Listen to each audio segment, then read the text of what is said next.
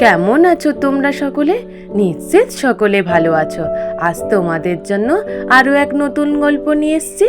দোল পূর্ণিমায় গোপালের ধনপ্রাপ্তি।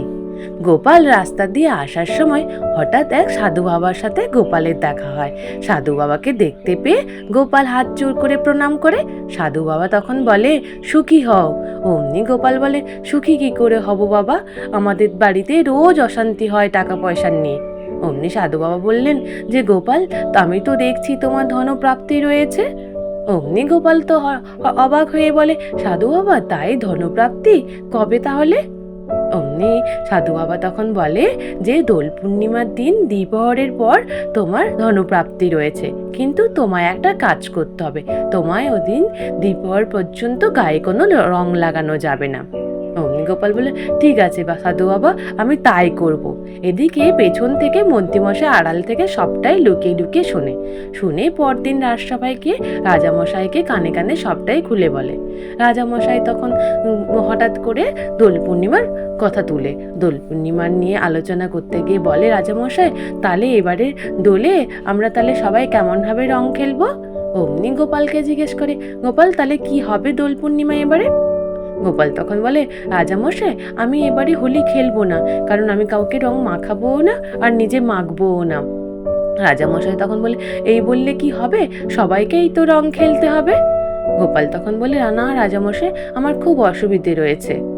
রাজামশাই তখন বললে, তুমি বললে তো হবে না, আমি তাহলে রাজসভার সকল সদস্যদের বলছি, এবারে দোলে গোপালকে রং মাখাতেই হবে, আর যে রং মাখাবে সে 500 মোহর পাবে।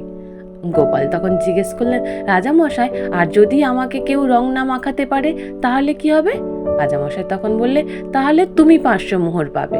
এই শুনে রাজসভা শেষ হয়ে যাওয়ার পরে গোপাল বাড়ি ফিরে যাচ্ছিলেন। হঠাৎ যেতে যেতে রাস্তায় দেখে যে পুঁটির বাবার সঙ্গে চাষিরা সবাই একসাথে গাছের তলায় বসে আছেন।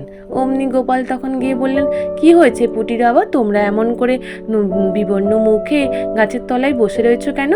পুটির বাবা এমনকি পাড়ার সব চাষিরা বলতে থাকে, গোপাল দাদা, আমাদের খুব সমস্যা দেখা দিয়েছে। আমাদের চাষের ফুল আর বিক্রি হচ্ছে না, সব মাঠের মধ্যে পচে পচে নষ্ট হচ্ছে, কারণ ইংরেজদের দল ওরা কাগজের ফুল বানিয়ে আমাদের এখানে এসে বেচছে, তাই আমাদের ফুলগুলো আর কিছুতেই বিক্রি হচ্ছে না। কি করে যে আমাদের সংসার চালাই গোপাল দাদা, আর আমাদের চাষের ফুলগুলো সব পচে গেল। কি করে যে আমরা এই ব্যবসা শুরু করতে পারবো? তুমি একটু দেখো না, কি করে কোনো উপায় বের করাতে পারো কি না? গোপাল তখন বলে, দাঁড়া, আমি চিন্তা করি, তাহলে তোদের বলবো। গোপাল চিন্তা করতে করতে বাড়ি যায়। এদিকে গোপাল বাড়ি যেতে গিয়ে দেখে গোপালের গিন্নি একথালা আবির নিয়ে সে বাইরে মাটির মধ্যে ফেলে দেয়। অমনি গোপাল বলে, কি গো গিন্নি, কালকেই তো আবির এই রঙগুলো নিয়ে এলাম, তুমি রঙগুলো ফেলে দিলে কেন? গিন্নি বলে উঠলেন, এগুলো রং নাকি, এগুলো ধুলোই ভর্তি, এইসব ধুলোবালি গায়ে মাখা যায় নাকি বলো তো? অমনি গোপাল বলে, ঠিকই বলেছ, আজকাল যা বাজারে রং বিক্রি করে একদমই ভালো না, শুধু ধুলোবালি মাখানো। রং হবে মোমের মতো নরম, একদম ফুলের পাপড়ির মতো সুন্দর, ওরকমই তো কালার যুক্ত রং হওয়া ঠিক না? হঠাৎ করে গোপালের মাথায় আসে, ফুলের পাপড়ি, তাহলে যদি আমি পুটির বাবার চাষিদের বলি ফুলের পাপড়ি শুকিয়ে রং তৈরি করতে, তাহলে ওদের কোনো সমস্যাই থাকবে না। গোপালে তখন গিন্নিকে বলে, গিন্নি দাঁড়াও, আমি আসছি। গোপাল তখন পুটি বাবার সাথে আর বাদবাকি চাষিদের সাথে গিয়ে দেখা করে বলে, তাহলে তোমরা সকলে ওই ফুলগুলো তুলে নিয়ে ওগুলোকে শুকিয়ে ফেলো, তাহলে পরে ওই শুকিয়ে ওখান থেকে রং তৈরি করা যাবে, আর ওই রং সবাই এসে কিনে নিয়ে যাবে। অমনি গোপালের কথা মতো সব চাষিরা, পুটির বাবা, এমনকি গুলটে পুটিদেরকেও বলে রাখে, সকলে মিলে ফুল তুলে নিয়ে আসে। ফুল তুলে নিয়ে আসার পরে গোপাল বলে ওর গুলটে পুটিতে যে, তোরা এই পাপড়িগুলো নিয়ে রোদে শোকা, আমি একটু আসছি। ওরা ওই পাপড়িগুলো নিয়ে রোদে শোকাতে থাকে। এদিকে গোপাল গিয়ে বৈদ্যমশাইয়ের সাথে গিয়ে দেখা করে। বৈদ্যমশাইকে বলে, বৈদ্যমশাই, আপনার কাছে সুগন্ধি আছে? গোলাপের সুগন্ধি, যত সুগন্ধি আছে দেন, আমি আপনাকে মোহর দিচ্ছি, একটু লাগবে। অমনি বৈদ্যমশাইয়ের কাছ থেকে সুগন্ধি নিয়ে এসে গোপাল ওই ফুলের পাপড়িগুলোর মধ্যে গুঁড়ো করে ওর মধ্যে সুগন্ধি মিশিয়ে দেয়। অমনি নাতি নাতনিরা ওই আবিরগুলো হাতে নিয়ে বলে, দাদু কি সুগন্ধি আর কি সুন্দর নরম মোলায়ম আবিরগুলো হয়েছে। অমনি ওরা খুশিতে ভরে যায়। তারপর গোপাল সবাই চাষিদেরকে ডেকে পাঠায়। চাষিরা দেখে তো খুব খুশি হয় যে গোপাল দাদা তোমার বুদ্ধির জোরে আমাদের ফুলগুলো আর নষ্ট হলো না।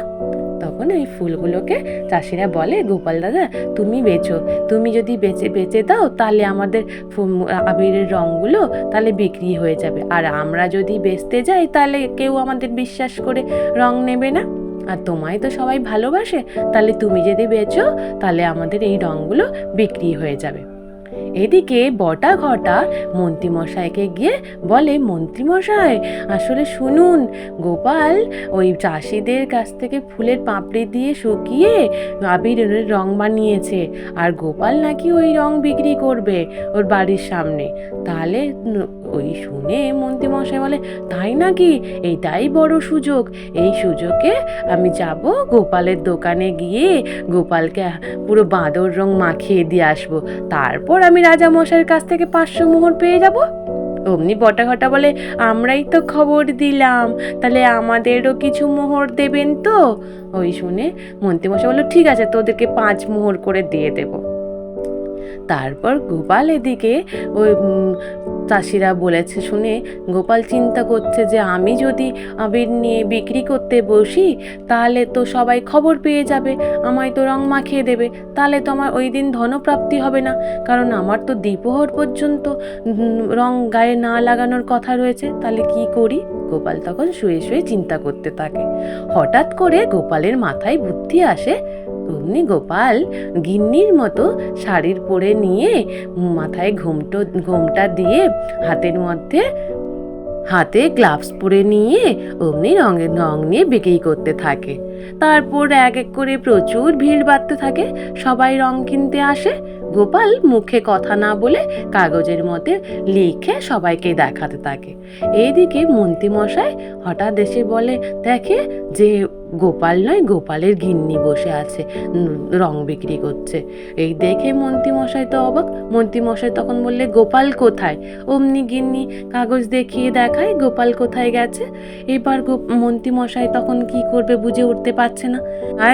আবার মন্ত্রীমশাই জিজ্ঞেস করে, তাহলে গোপাল কখন আসবে? অমনি গিন্নি আবার বলে যে ওই কাগজ দেখিয়ে বলে যে গোপাল কখন আসবে কি আসবে না অমনি বলতে থাকে। এদিকে রাজামশাই এমনকি রাজসভার সকলেও ওই রং দোকানে এসে গোপালের খোঁজ করতে করতে এসে উপস্থিত। সবাই শুধু গোপালকে খুঁজে বেড়ায়, গোপালকে পেলেই সবাই কেউ না কেউ মোহর পাবে, 500 মোহর। তাই এবার গোপালের ওই রঙের দোকানে এসে দেখে ও গোপালের গিন্নি বসে রয়েছে। অমনি সবাই বলতে থাকে যে তাহলে গোপাল কোথায় গেছে? রাজামশাই বলতে থাকে যে যা, এবারে তাহলে আমরা সত্যি হার মেনে নিলাম গোপালের কাছে, গোপালকে আমরা কেউ রং মাখাতে পারলাম না।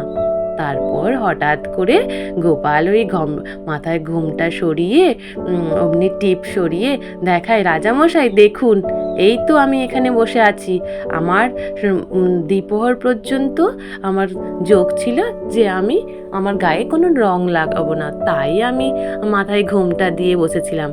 এবার বলুন রাজামশাই কি করবেন? রাজামশাই তখন বলে, হ্যাঁ গোপাল, তোমার কাছে আমরা হার মানলাম, কেউ সত্যি আমরা তোমাকে রং মাখাতে পারলাম না, তাহলে তোমার এই 500 মোহর তোমার। অমনি গোপাল বলে, তাহলে হলো তো আমার 500 মোহরের প্রাপ্তি। এই খুশিতে রাজামশাই তখন বলে, তাহলে গোপাল এবার আমরা সকলে মিলে রং খেলবো? গোপাল বলে, হ্যাঁ রাজামশাই, অবশ্যই এবার আমরা সকলে মিলেই রং খেলবো। তারপর সকলে মিলে রং খেলে। আজ এই পর্যন্ত। নিশ্চিত তোমাদের সকলের ভালো লেগেছে। আর যদি ভালো লেগে থাকে তাহলে একটু লাইক আর সাবস্ক্রাইব করে দিও। আর তোমরা সকলে ভালো থেকো। কেমন? টাটা।